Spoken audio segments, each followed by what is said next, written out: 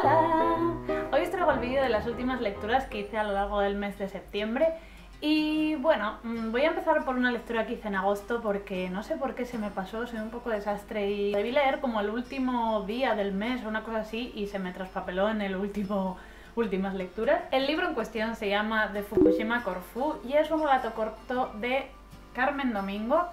Es una novelita bastante curiosa que, bueno, así como no me ha fascinado ni me ha impresionado en ningún aspecto, es una historia que sí que te da un poco para pensar en eso, en cada una de esas personas que pasó por una situación catastrófica y horrible como fue el tsunami y terremoto que ocurrió en Japón en el 2011.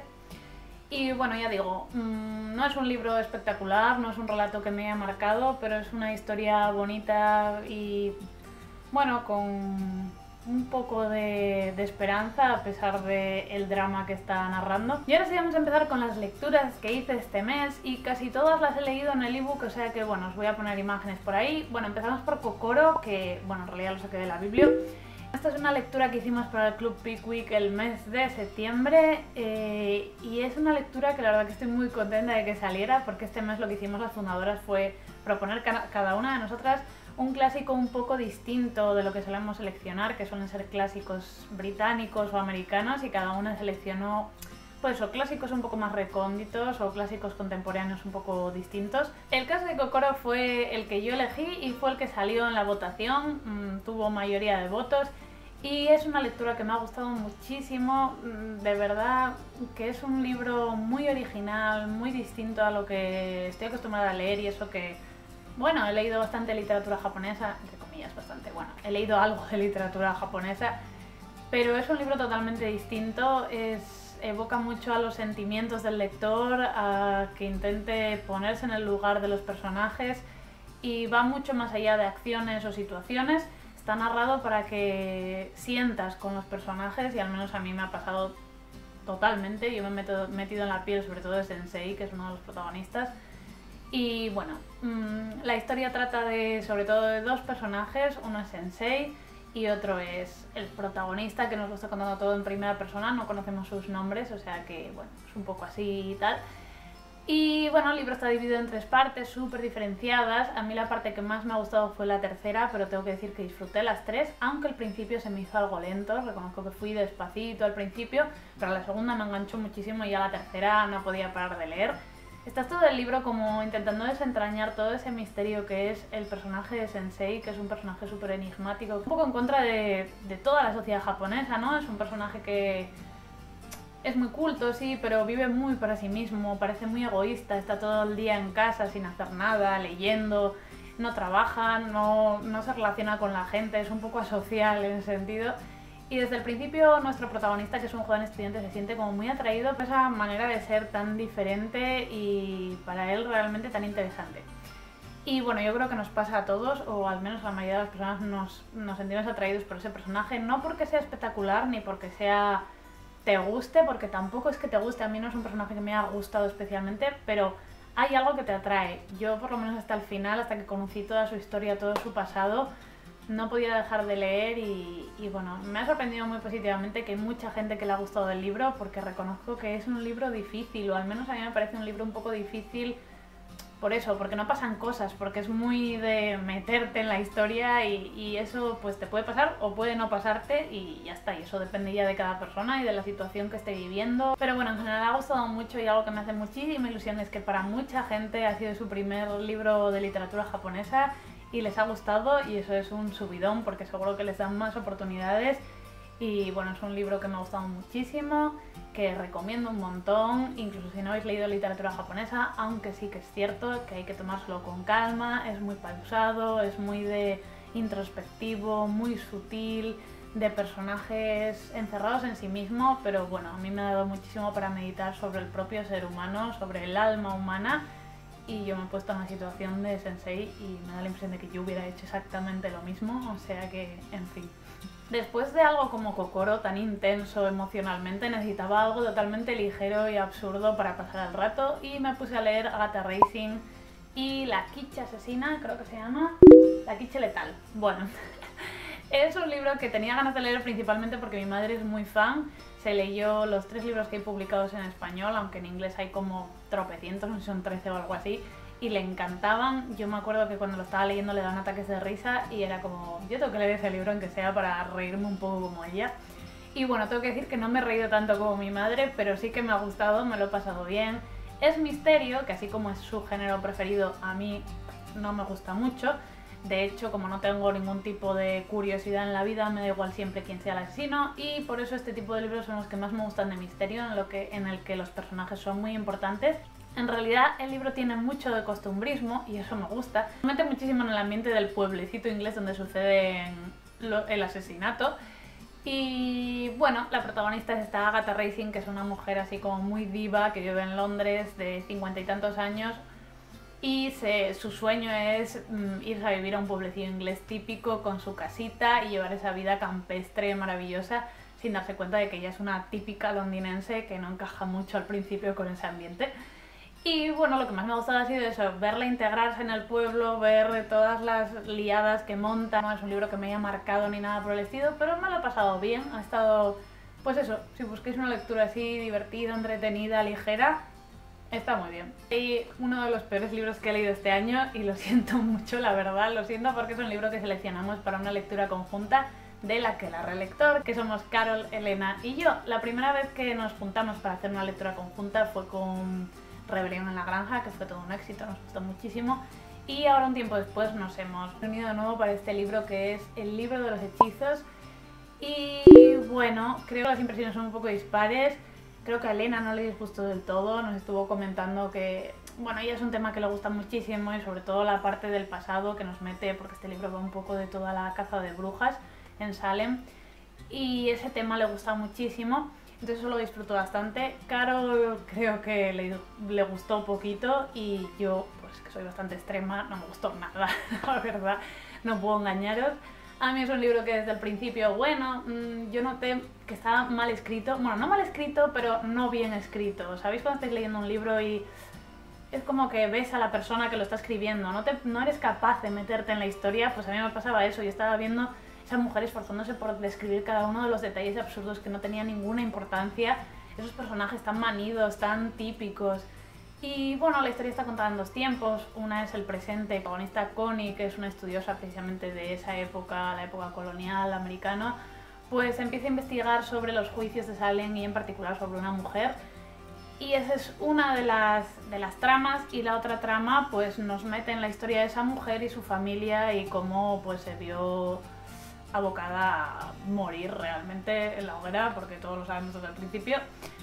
Y bueno, claro, las partes del pasado están bien, pero son súper poco importantes, son 4 pinceladas y al menos a mí no me dio tiempo ni a meterme en la historia y ya volvíamos a Connie, que me parecía una petarda increíble, además de medio idiota, porque todas sus investigaciones eran como, pero si eso era súper obvio.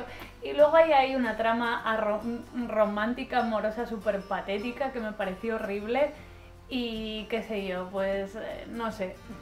Ha sido un libro que no me ha gustado y la verdad es que he leído hasta el final, lo leí hasta el final, pero de la mitad al final me saltaba párrafos directamente, lo leía en diagonal y lo hubiera abandonado si no hubiera sido porque lo cogimos para lectura conjunta y jolín.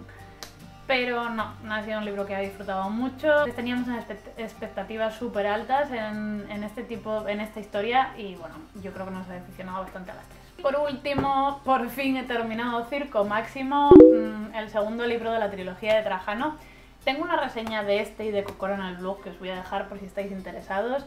Y esta segunda parte de la trilogía de Trajano me ha llevado como 2 meses, sin exagerar, leerlo. Es un libro que he disfrutado bastante, me ha gustado menos que la primera parte, no me he metido tantísimo como en la primera, amando y odiando a los personajes de tal manera. A mí había tramas que no me acababan de convencer, por ejemplo toda la construcción del puente se me hizo muy pesada. No sé, por ejemplo el personaje de Zeller, que es un personaje que corre en las cuadrigas, toda la historia de las carreras de cuadrigas me era totalmente indiferente. En fin, hay cosas que, así como en el primer libro me había gustado todo, aquí hay muchas cosas que no me han acabado de convencer, hay personajes que no me han acabado de decir gran cosa, pero en general me parece una digna continuación. Algo que me encanta de este autor es pues lo exageradamente minucioso que es con con la parte histórica, con todos sus estudios y con todo lo que investiga sobre ese periodo histórico, sobre los personajes y sobre todo sobre la cultura y sobre sus mitos y sus tradiciones. Me encantó conocer más el tema de las vestales, de los augures, todo eso relacionado con la mitología me encanta, me fascina y me gustó muchísimo. Y bueno, una aparición ahí estelar de Domicia, que es mi personaje preferido, que también me encantó. En fin, de la mitad al final me enganchó muchísimo y no podía parar de leer, y aunque le veo sus fallos, creo que es un gran libro de novela histórica. Si os gusta la novela histórica, os va a gustar. Empezamos con La Liga de los Hombres Extraordinarios. Este es uno de los trabajos de Alan Moore que quería leer desde hace más tiempo, así de sus grandes cómics o novelas gráficas, y nunca había podido leerlo. Si habéis visto la película, olvidadla ya, no ha existido. Y esta es una historia muy chula, me ha gustado un montón. Y eso que no tiene nada particularmente sorprendente, ni está narrado de una manera especial como otras novelas de Alan, o sea, como otras novelas gráficas de Alan Moore, ni es especialmente original tampoco, pero tiene una ambientación tan chula, a mí me gusta tanto, coge todos los personajes, es un poco como Penny Dreadful, o Penny Dreadful es un poco como este cómic, y es que coge un montón de personajes de la literatura de la época victoriana, sobre todo de la literatura de ciencia ficción y de terror, y los mezcla.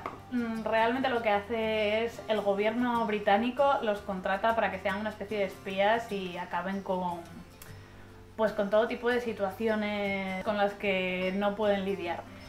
Y me ha gustado un montón porque tiene, claro, todo son guiños literarios y bueno, no sé, es que es un cómic típico de aventuras. Si os gustan las aventuras os van a gustar, pero claro, si sois fans de la literatura, sobre todo de la literatura victoriana como yo, es que es una golosina. Tengo muchísimas ganas de leer el segundo volumen y a ver cuándo me lo compro. Creo que va a salir ahora una recopilación nueva. La verdad que fue un intercambio, me salió gratis y bueno, estoy encantada. En mangas me leí la segunda parte de Nuestra Pequeña Historia. Es un manga que está dividido en 2 tomitos. Había leído el primer tomo hace unos meses y por fin me he leído el segundo.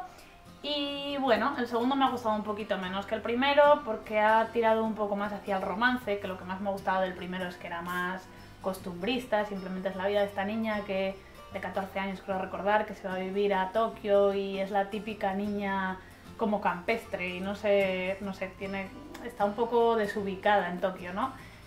Y aún así es una historia bonita, tierna, nada espectacular, pero si os gustan los mangas costumbristas y así inocentones, a mí me hizo pasar un buen rato.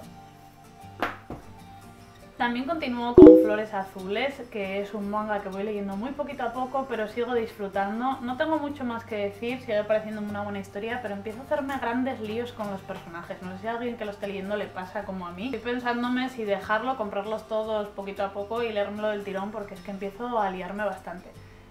Sigue siendo entretenida, bonita, sobre todo con un dibujo que me gusta mucho, así muy limpio. Y bueno, es sobre todo original y distinta de lo que suelo leer, por eso lo agradezco bastante. Y por último, ahora sí me he leído el tercer tomo de Ore Monogatari, que es un manga que tenía aparcadísimo. Fijaros que empecé a leerlo en inglés, aquí lo tenéis, veis la diferencia de la edición. Me lo compré en esta edición de Bit Media hace bastante tiempo, cuando empezó a publicarse, y me gustó muchísimo, me encantaron estos 2 primeros tomos, me lo pasé genial, es divertidísimo, es un shoujo, es una historia romántica, pero que se ríe de todos los topicazos de los shoujos y es como un romance como súper idealizado con su héroe, pero el héroe en vez de ser el típico guaperas es este hombre que parece que tiene 40 años y en realidad tiene 16 y bueno, es muy divertido. Lo que pasa que, bueno, lo tenía súper aparcado porque después de leer los 10 primeros tomos salió el anime, me resultó un manga, o sea, un anime súper ñoño y que no lograba sacar la parte macarra y divertida que tiene el manga. Y entonces, no sé, me decepcioné un poco después de ver el anime y me dio pereza, en plan, a ver si empeorar mucho el manga, si voy a ir por ese camino que me resultó hasta aburrido. Y no, tengo que decir que me ha gustado mucho este tercer tomo, obviamente ya sé lo que pasa porque lo vi en el anime, pero aún así lo he disfrutado, me encanta el dibujo me parece genial y me sigue resultando divertidísimo, las caras que pone el protagonista es que me parto, me río muchísimo con él, es muy ridículo, muy ridículo. En fin, yo creo que si os gustan los mangas de tipo Stropage, tipo Orange, este tiene un tinte mucho más divertido, mucho menos dramático, pero creo que os puede gustar. A mí me lo hace pasar genial y no os fiéis del anime, por Dios. Y esas son todas las lecturas que he hecho a lo largo de septiembre. Espero que me comentéis vuestras opiniones, si habéis leído estos libros, mangas, cómics, qué os parecen. Y bueno, comentaros que el mes de octubre que ya ha empezado estoy metida en varios retos. Os voy a dejar abajo los retos que estoy apuntada. Uno es de leer solo autoras y el otro es leer clásicos victorianos, así que estoy en mi salsa. Y nada más, ya os digo, todos los enlaces en la cajita de información. Nos vemos pronto y adiós.